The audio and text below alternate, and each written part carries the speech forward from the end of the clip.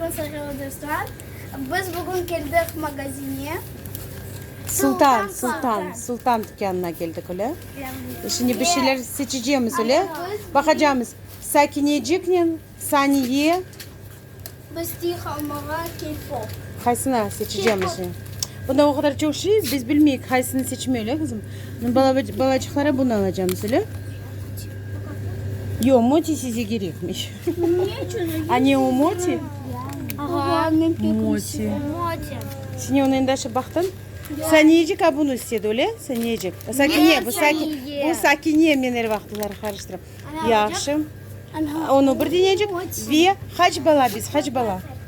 Nazlı. Kaç bala hanım sayınız? 8. Almiye abla, Nazlı Tatan, Sen, Mavili,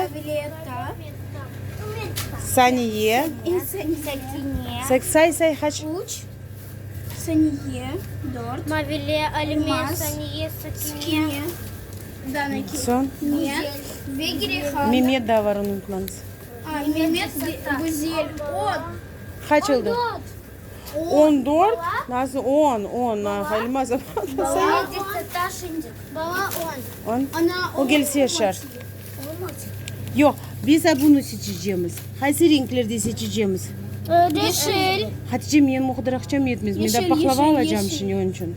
Yeşil. Yeşil. Yeşil. Seçin söylese renkleri söyleniz. Kaç tane? Yeşil, portakal. Kaç tane bize gerek? 10 tane öyle? 10 tane.